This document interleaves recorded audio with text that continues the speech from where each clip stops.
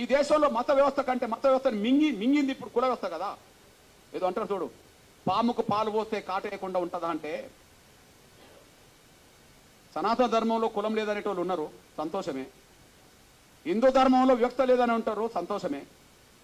మరి సనాతన ధర్మానికి కులానికి సంబంధం లేనప్పుడు, హిందూ ధర్మంలో వివక్ష లేనప్పుడు కుల వ్యవస్థ మనకు అవసరమే లేదు కదా. కుల వ్యవస్థ ఇప్పుడు హిందూ ధర్మాన్ని కూడా బలి తీసుకుంటుంది కదా, సనాతన ధర్మాన్ని కూడా బలి తీసుకుంటుంది కదా. సాక్ష్యం ఏంటిది? సాక్ష్యం ఏంటిది? వెంకటేశ్వర స్వామి దేవాలయంకి వెళ్ళేటప్పటికీ అందరూ హిందువులే కనిపిస్తారు. మరి వాళ్ళ సొంత ఊర్లోకి వచ్చినప్పుడు అక్కడ పోయిన వాళ్ళు అందరూ కలిసి ఒకరినొకరిని ఇచ్చిపుచ్చుకునే ఉండడానికి అవకాశం లేదు కదా. అయోధ్యకి వెళ్ళేటోళ్ళు అందరూ అక్కడ సమానంగా కనిపిస్తారు. కానీ రాముణ్ణి నమ్ముకున్న వాళ్ళందరూ ఈ దేశంలో అందరూ సమానంగా వాళ్ళ గ్రామాల్లో లేరు కదా. కృష్ణుని నమ్ముకునేటోళ్ళు ద్వారాకి వెళ్ళొస్తుంటారేమో, అక్కడికి వెళ్ళేటప్పుడు అందరూ సమానంగా దేవుడి కాడ కనిపిస్తారేమో. కానీ ఇళ్ళకి వచ్చినప్పటికీ వాళ్ళ మధ్యలో సమానత్వం లేదు కదా.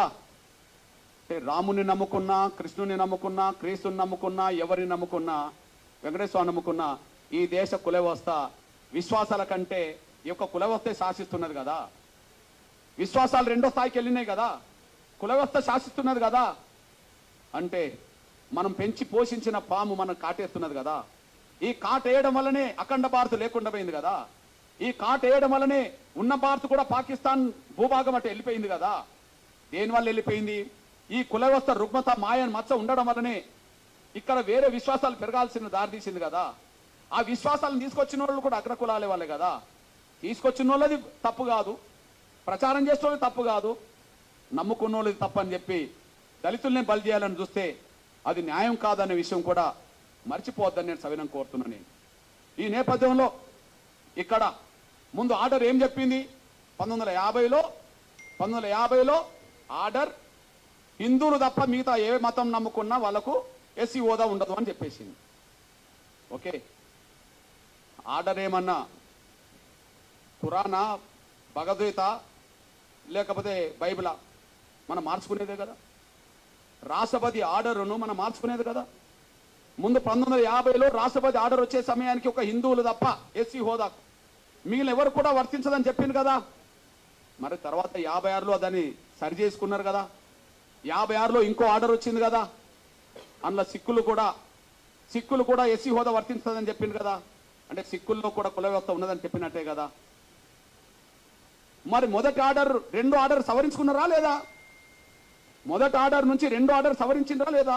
50లో 56లో రెండో ఆర్డర్ను మళ్ళీ మూడో ఆర్డర్ సవరించిందా లేదా? 90లో ఎవరికి అవకాశం ఇచ్చిండ్రు? బౌద్ధులకు అవకాశం ఇచ్చిండ్రా లేదా?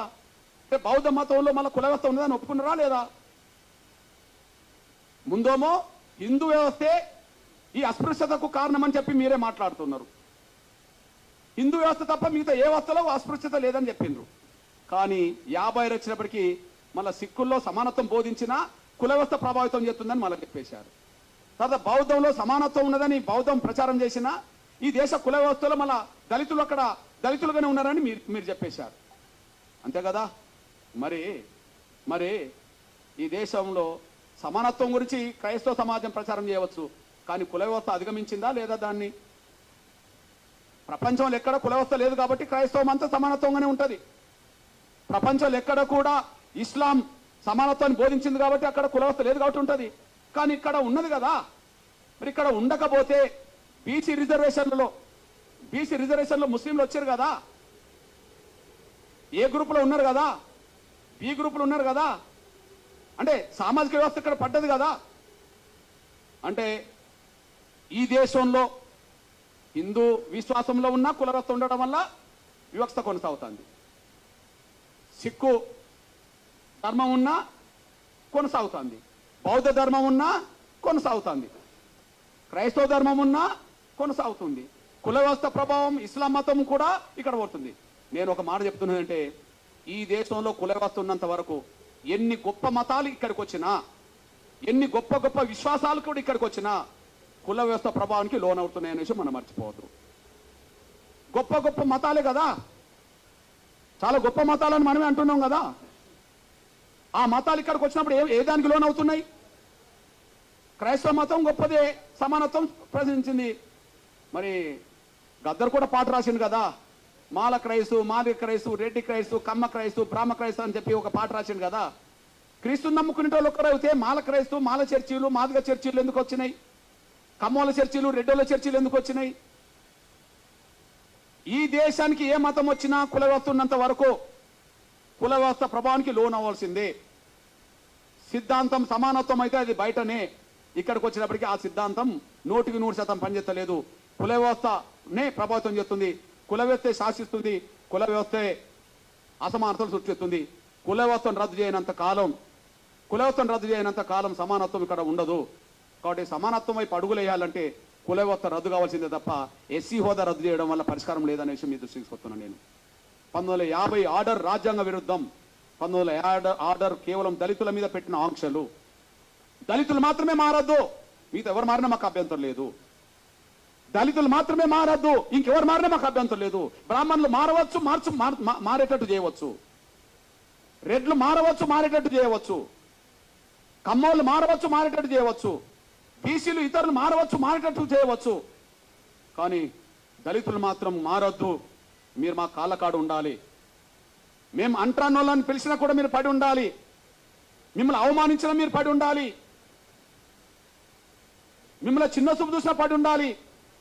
కుల వ్యవస్థలో వివక్షత ఉన్నది కాబట్టి, కుల వ్యవస్థలో అంట్రాంతనం ఉన్నది కాబట్టి మేము పాటించినా మీరు పడి ఉండాలి. మీకు మనుషుల హోదా సమానమైన గౌరవం కాదు, పశువులతో సమానంగా, పశువుల కంటే హీనంగా చూసినా మీరు పడి ఉండాలి. కానీ మారద్దు. కుల వ్యవస్థలో అస్పృశ్యత ఉంటుంది, మీరు అంగీకరించి రిజర్వేషన్ పొందండి. మీరు మారితే రద్దు చేస్తాం. ఇది కండిషన్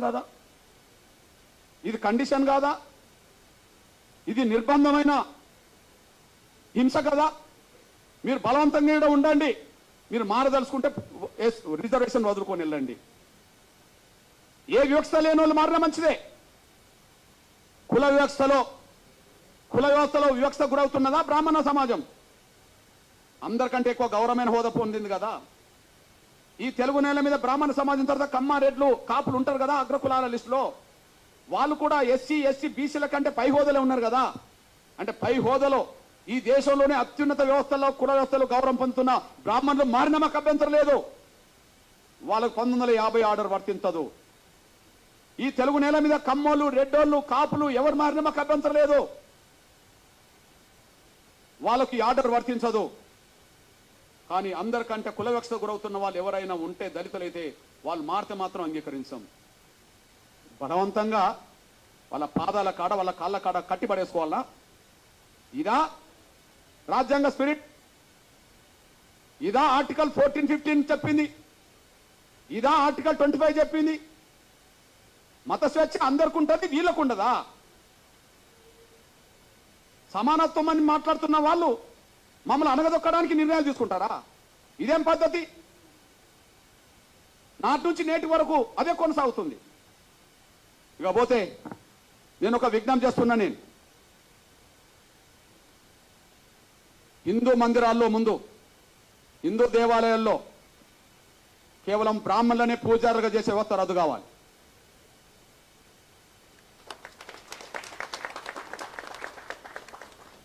కేవలం బ్రాహ్మణులనే పూజారుగా చేసే వ్యవస్థ రద్దు కావాలి. ఏంది అది పేటెంటా? ఎందుకు రద్దు కాదు? ఈ రాజ్యాంగంలో ఏదైనా రద్దు చేయవచ్చుగా. ఈ రాజ్యాంగం ఈ దేశంలో కుల వ్యవస్థ వద్దనుకుంటే రాజ్యాంగం రద్దు చేస్తుంది కదా. పార్లమెంట్లో బిల్లు పాస్ అవుతే రద్దు అవుతుంది కదా. దానికి అనుగుణంగా రాష్ట్రపతులు ఆర్డర్లు తీయవచ్చు కదా. ఎందుకు రద్దు కాదు? నేను అంటున్నా, ఈ దేశ హిందూ దేవాలయాల్లో భక్తులు అన్ని వర్గాల వాళ్ళు ఉన్నప్పుడు పూజారులు మాత్రం, బ్రాహ్మణులు మాత్రం ఎందుకు ఉండాలి? వెంకటేశ్వర స్వామిని నమ్ముకున్న వాళ్ళు హిందూ సమాజంలో అన్ని వర్గాల వాళ్ళు ఉన్నారు. రాముణ్ణి నమ్ముకున్న వాళ్ళు హిందూ సమాజంలో అన్ని వర్గాల వాళ్ళు ఉన్నారు. ఓకే, కృష్ణుడిని నమ్ముకున్న వాళ్ళు, ఇతరులు నమ్ముకున్న వాళ్ళు అన్ని వర్గాల్లో ఉన్నారు కదా. దేవుడి దగ్గర, గర్భగుడి దగ్గర పూజా వృత్తి చేసే కాడ బ్రాహ్మణులు ఎందుకు ఉండాలి? వాళ్ళు ఏమైనా దైవదూతలా? దేవుడు బ్రాహ్మణులను మాత్రమే ఉండాలని ఎక్కడ నన్ను చెప్పిండా? వెంకటేశ్వర స్వామి చెప్పిండా? రాముడు ఏమన్నా చెప్పిండా? కృష్ణుడు ఏమన్నా చెప్పిండా? ఇంకెవరని చెప్పిండ్రా? హిందూ దేవాలయాల్లో బ్రాహ్మణులు మాత్రమే పూజారులకు ఉండే వ్యవస్థ రద్దు కావాలా నా డిమాండ్. అక్కడి నుంచి కుల నిర్మూలకు దారితీస్తుంది, అక్కడి నుంచి సమానత్వానికి దారితీస్తుంది. హిందూ వ్యవస్థలో సమానత్వం రావడానికి పునాదులు పడతాయి. నేను ఒక విషయం చెప్తున్నా. నేను అయోధ్యలో రాముడి గుడి కాడ మా ఎస్సీ ఎస్టీ బీసీలకు ఉండబడే హక్కు ఇంకెవరికి లేదు. అది శ్రీకృష్ణ మందిరమైన అయోధ్య మందిరమైన రామాలయాలు ఎక్కడుంటాయో అక్కడ ఎస్సీ ఎస్టీ బీసీలకు ఉండబడే అంత రైట్ ఇంకెవరికి లేదు. నేను సాక్ష్యం చెప్తున్నా. మనం రామరాజ్యం గురించి మాట్లాడతాం. రాముడు పరిపాలించినాకనే రామరాజ్యం కదా, పరిపాలించక ముందు కాదు కదా. రాముడు ఒక రాజుగా, మనం నమ్ముకున్న వాళ్ళకు విశ్వాసం దేవుడు. ఆయన భౌతికంగా వ్యక్తిగా జీవించాడు కాబట్టి ఒక రాజు, క్షత్రియ కులం, క్షత్రియ వంశం. రాముడు ఏ వంశం? క్షత్రియ వంశం, అంతే కదా. రాముడు ఏ వంశం? క్షత్రియ వంశం. ఓకే, నేనంటున్నా జై శ్రీరామ్ అని అందరం అంటాం అనుకో. రాముడి గొప్ప లక్షణాలు ఆయన పరిపాలన ద్వారా తెలిసినాయి కదా ఎక్కువ. రామరాజ్యం అని ఎందుకు అంటున్నాం? రాముడికి తమ్ముడు ఉన్నాడు, భరతుడు. రాముడి కంటే ముందు పరిపాలించిండు కదా. రాముడు అయోధ్యకు వచ్చినప్పుడు తండ్రి మాటకు, సవతి తల్లి మాటకు, పినతల్లి మాటకు కట్టుబడి ఉండి రాముడు అడవికి వచ్చాడు కదా, సీతను శ్రీమతి గారిని పట్టుకొని, తమ్ముడిని పట్టుకొని. అప్పుడు ఎవరు పరిపాలించిండ్రు? ఎవరు పరిపాలించరు కదా. మరి ఆయన పరిపాలించడు, రాముడు పరిపాలించడు. కానీ మనం ఏమంటున్నాం? మన హిందూ సమాజంలో రాముడి భక్తులు ఓకే, రాముడు దేవుడు గొప్ప రాజు అనుకుంటే ఏమంటున్నాం? రామరాజ్యం తీసుకొస్తాం అంటున్నారు. రామరాజ్యం గొప్పదే కదా. ఆ రామరాజ్యం గొప్పదని ఎట్లా తెలిసింది? రాముడు పరిపాలితనే తెలిసింది కదా. మరి రాముడు అయోధ్య నుండి వస్తే, అడవి నుండి వచ్చినాకనే పరిపాలించడు కదా. అడవికి వెళ్ళక ముందు రాజు కాదు కదా. అడవికి వెళ్ళక ముందు రాజు కాదు కదా. అడవికి వెళ్ళి వచ్చినాకనే రాజు కదా. మరి అడవికి వెళ్ళి అడవి నుంచి మళ్ళీ ఉట్టికినే వచ్చాడా? యుద్ధం చేయలేదా? యుద్ధం జరిగిందా లేదా? రామారావణ యుద్ధం జరిగిందా లేదా? ఆ యుద్ధంలో గెలిస్తే కదా రాముడు రాజు అయింది. మళ్ళా ఆ యుద్ధంలో గెలిస్తే కదా అయోధ్యకి వెళ్ళింది. గెలిచినాక కదా అయోధ్యకి వెళ్ళింది. అయోధ్యకి వెళ్ళినాక కదా మళ్ళీ రాజుగా పట్టాభిషేకం చేసింది. గెలవకపోతే ఓకే, గెలిచిండు. గెలవడానికి యుద్ధం జరిగింది కదా. ఆ యుద్ధం ఎక్కడ జరిగింది? అడవిలో జరిగింది కదా. ప్రధానంగా శ్రీలంకకు దక్షిణాది మధ్యనే జరిగింది కదా. మరి ఆయన సైన్యం ఎవరా? రాముడు సైన్యం ఎవరు? రాముడు సైన్యం ఎవరు? వానరులే కదా. వానరులు అంటే ఎవరు? అడవి బిడ్డలు కదా. అడవి బిడ్డలు అంటే ఎవరు? ఆదివాసులు కదా. ఆదివాసులు అంటే ఎస్టీలు కదా. అడవిలోనే యుద్ధం జరిగింది కదా. రాముడి సైన్యం 99% ఎవరు? రాముడికి తోడొచ్చిన లక్ష్మణుడు ఉన్నాడు సోదరుడిగా. కానీ రాముడికి అండగా నిలబడ్డది ఎవరిగా? సుగ్రీవుడు కదా. అడవి గిరిజన రాజే కదా. ఆంజనేయుడు కదా. సైన్యానికి నాయకత్వం వహించింది, యుద్ధం చేసిండు కదా. సైన్యానికి నాయకత్వం వహించింది ఎవరు? యుద్ధం చేసింది ఎవరు? ఆంజనేయుడు కదా యుద్ధం చేసింది. ఆంజనేయుడు ఎవరు? మరి ఆదివాసి కదా. సుగ్రీవుడు ఎవరు? ఆదివాసే కదా. రాముణ్ణి గెలిపించడానికి యుద్ధంలో ప్రధాన పాత్ర పోషించింది ఎవరు? వానర సైన్యం కదా. ఆ వానర సైన్యాన్ని గైడ్ చేసింది ఎవరు? జాంబవంతుడు కదా. ఆ వానర సైన్యాన్ని గైడ్ చేసింది ఎవరు? జాంబవంతుడు కదా. ఇది ఎక్కడి నుండి తీసుకున్నాం? ఇదంతా వాల్మీకి రామాయణమే కదా. ఇది ఎక్కడి నుండి తీసుకున్నాం? వాల్మీకి రామాయణం నుండి తీసుకున్నాం కదా. ఇప్పుడు మన సైన్యాన్ని, దేశ ప్రభుత్వాన్ని గైడ్ చేస్తున్నది ఎవరు చెప్పు? దేశంలో ఒక పెద్ద ఆయన అజిత్ దోవల్, అంతేనా? సైన్యాన్ని, ప్రభుత్వాన్ని గైడ్ చేసేది ఎవరు? అనుభవస్తుడు అజిత్ దోవల్. అజిత్ దోవల్ లాంటి పాత్ర రావణుడి యుద్ధ కాలంలో జాంబవంతుడు చేసిండని చరిత్ర ఉన్నది కదా. రావణ యుద్ధంలో ఆంజనేయుడికి తన శక్తి తెలియదని తెలుసు కదా. తన శక్తిని గుర్తు చేసింది ఎవరు? జాంబవంతుడు కదా. నువ్వు దాటగలవు, నువ్వు సముద్రాన్ని ఈదగలవు, దాటగలవు, నువ్వు వాయుపుత్రుడివి కదా. నువ్వు పోయి రాగలవు, సీత జాడ తెలుసుకోగలవు, అక్కడ ఉన్న వాస్తవాలు చెప్పగలవు, అక్కడి నుంచి మనం యుద్ధం చేయగలవు అని చెప్పింది ఎవరు? ఆంజనేయుడికి తన శక్తి స్వరూపుడని గైడ్ చేసింది ఎవరు? చైతన్యపరిచింది ఎవరు? ప్రోత్సహించింది ఎవరు? జాంబవంతుడు కదా. రామ లక్ష్మణులతో పాటు సైన్యం అంతా మూర్చపడ్డప్పుడు, వాళ్ళ దాడిలో, రావణకు సంబంధించిన వాళ్ళ యుద్ధం దాడిలో మూర్చపోయినప్పుడు వాళ్ళని లేపడానికి మన ఆంజనేయుని పంపి ఏం తెప్పించిండు? మీరే చెప్పాలి. సంజీవిని తెప్పించింది ఎవరు? జాంబవంతుడే కదా. యుద్ధాన్ని నడిపించింది జాంబవంతుడు. యుద్ధంలో త్యాగాలు చేసింది వానర సైన్యం. వానర సైన్యానికి సంబంధించిన వాళ్ళు గిరిజనులు. రాముడి అయోధ్య దేవాలయం నుంచి మొదలుకుంటే రామ మందిరాల్లో నా గిరిజనులు లేకుండా, దళితులు లేకుండా వీళ్ళేందే పూజారి వృత్తి చేసేది? వాళ్ళేమన్నా యుద్ధంలో గెలిపించిన వాళ్ళ? వాళ్ళేమన్నా యుద్ధంలో గెలిపించిన వాళ్ళ? యుద్ధంలో గెలిస్తే కదా, యుద్ధంలో గెలిస్తే కదా రాజు అయింది. వాళ్ళేంది అంటున్నా నేను. రావాలి, చర్చకు రావాల్సిందే, చర్చకు రావాల్సిందే.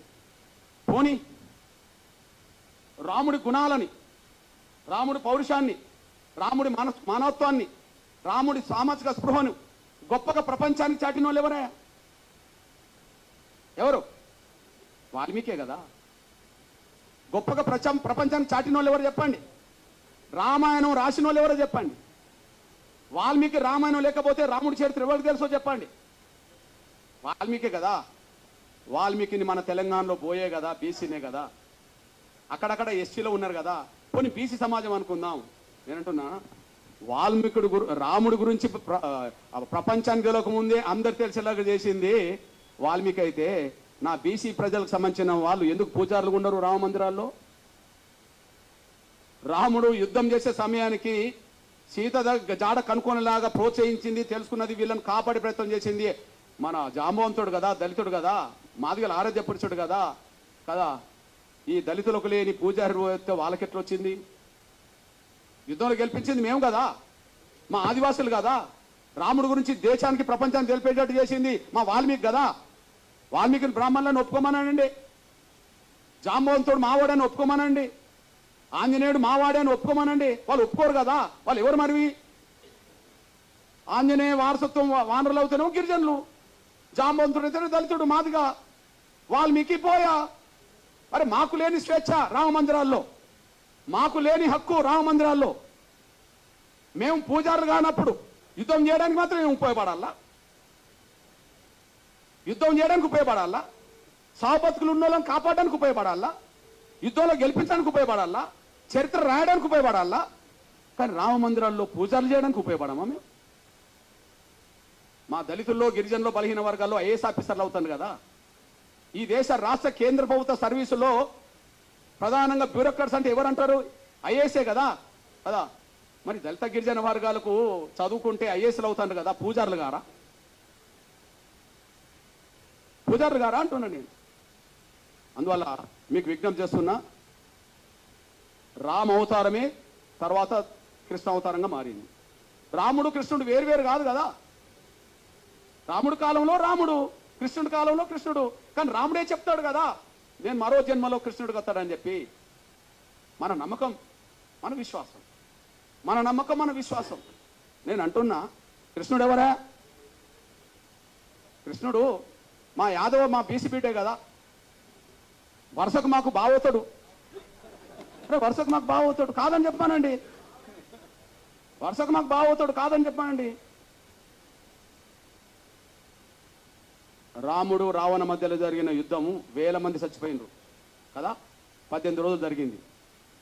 కానీ మా ఆది జాంబవుడును కృష్ణుడి మధ్యలో ఒక గృహంలో జరిగిన యుద్ధం 28 రోజులు జరిగింది. ఏ యుద్ధం ఎక్కువ పెద్దది? ఇద్దరి మధ్యలో జరిగింది. ఎవరు ఓడలే, ఎవరు గెలవలే. మా ఓడు ఎంత గట్టి ఓడో చూడండి. ఎవరు ఓడలే, ఎవరు గెలవలే. లాస్ట్కు మావాడు అనుకుంటాడు జాంబవుడు, అరే నీ అమ్మ, ఈ దేశంలో, ఈ ప్రపంచంలో నన్ను ఓడించేటోళ్ళు ఎవరై ఉంటారంటే, ఓహో రాముడి కాలంలో నేను అడిగాను, రాముడితో యుద్ధం చేస్తాను అన్నప్పుడు, ఇంత మనం చేసుకున్నాం కదా రాముడి యుద్ధం, నీకు ఈ జన్మలో వద్దు కానీ నీకు వచ్చే జన్మలో కృష్ణుడు అయిపోతే అప్పుడు నీకు ఏదో రకంగా యుద్ధం చేద్దాంలే అని అంటే, ఇంతకాలం నాతో యుద్ధం చేస్తున్నాడు అంటే ఆయన రాముడే అని చెప్పి, నువ్వు దేవుడి అవతార పురుషుడు కాబట్టి నాతో ఇంత యుద్ధం చేసినావు అని చెప్పి మళ్ళీ కాంప్రమైజ్ అయ్యి మళ్ళీ రాముడు, ఆ కృష్ణుడికే కదా మా జాంబవతిని మా అక్కనిచ్చింది. ఈయన ఒక మణిహారం కోసం వెతుకులాట చేస్తూ, ఒక మణిహారం ఉన్నది, ఆ మణిహారం ఒక అతను మెడకేసుకొని వస్తుంటే సింహం తింటది. జాంబవంతుడు ఆ సింహాన్ని తీసి చంపి ఇది తీసుకొచ్చుకుంటాడు, బిడ్డకు దగ్గర ఆడుకుంటుంటుంది ఆ వస్తువు. ఈయన వెతుకుతూ వస్తుంటాడు. వెతుకుతున్నప్పుడు జాంబవంతుడు కనిపిస్తాడు. జాంబవంతుడు కృష్ణుడి మధ్యలో యుద్ధం జరుగుతుంది. 28 రోజులు జరుగుతుంది. గుహలో జరుగుతుంది. యుద్ధంలో ఎవరు ఓడింది లేదు, గెలవలేదు. కాకపోతే మా జాంబవంతుడు అనుకుంటాడు, ఈ ప్రపంచంలోనే నాతో యుద్ధం చేసే వాళ్ళు ఎవరు లేరు, ఎవరైనా చేస్తుంటే దేవుడి రూపమే నా దగ్గరకు వస్తారు. కాబట్టి నేను గత జన్మలో నేను రాముడిని అడిగాను, కృష్ణుడికి వస్తాను, కాబట్టి కృష్ణుడు ఏంటంటే నేనే అని చెప్పి ఆయన చెప్పుకుంటాడు. అప్పుడు బహుమానంగా ఏమిస్తాడు మా జాంబవంతుడు? ఎవరినిస్తాడు? ఎవరినిచ్చి పెళ్లి చేస్తాడు? మా జాంబవంతుడి నుంచి పెళ్లి చేస్తాడు. ఇవన్నీ రామాయణం మహాభారతంలో ఉన్నది కదా. మరి జాంబవంతుడు మా బిడ్డ మా అక్కనిచ్చిందంటే ఎవరు మాకేమవుతాడో కృష్ణుడు చెప్పండి. మా జాంబవంతుడు మా పెద్ద ఆయన, మా పెద్ద నాన్న అనుకుందాం. మా జాంబవంతుడు బిడ్డ మాకు పెద్ద అక్కే కదా. మా పెద్ద అక్కను ఎన్నో భార్యగా చేసుకున్నది మాకు కృష్ణుడే కదా. కృష్ణుడు మాకు బావ అవుతాడు కదా. మా బావ ఉన్న కాడ మేము ఎందుకు పూజారం కావాలి? నాకు అర్థమవుతుంది. మా బావ ఉన్న కాడ మేము ఎందుకు పూజారం కామే? మా బావ దగ్గర కూడా మీరేనా మళ్ళీ పూజ చేయడానికి? రాముణ్ణి గెలిపిస్తాం, రాముణ్ణి కాపాడుతాం, మళ్ళీ ఆయన దగ్గర ఉండొద్దు. మేము ఇటు పోవద్దు, ఆడు ఉండద్దు. ఇది పెద్ద డ్రామా వీళ్ళది. ఎడిపోవద్దు, వీడు మతం మార్చుకోవద్దు, మళ్ళీ వీడు ఉండద్దు, ఈ పూజారి కట్టుకు రావద్దు. ఇది చెల్లదు. రాముడితో మాకున్న సంబంధాలు మీకెక్కడి? కృష్ణుడితో మాకున్న సంబంధాలు మీకెక్కడి? రాముడితో మాకున్న సంబంధాలు మీకెక్కడి? వాల్మీకి రామాయణ ప్రకారంగా. కృష్ణుడితో మాకుండబడే బంధుత్వం మీకెక్కడిది? మహాభారత పరంగా కదా. కేవలం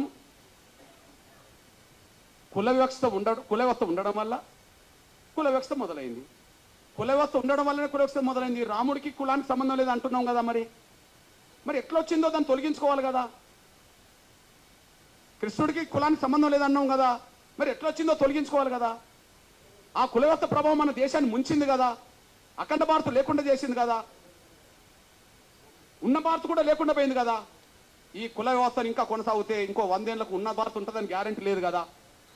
ఇది చెప్తున్నాను ఆయన, అది ఆలోచించుకోండి. మరి నిజం ఎవరన్నా ఏమనుకోండి, నా అభిప్రాయం ఇది.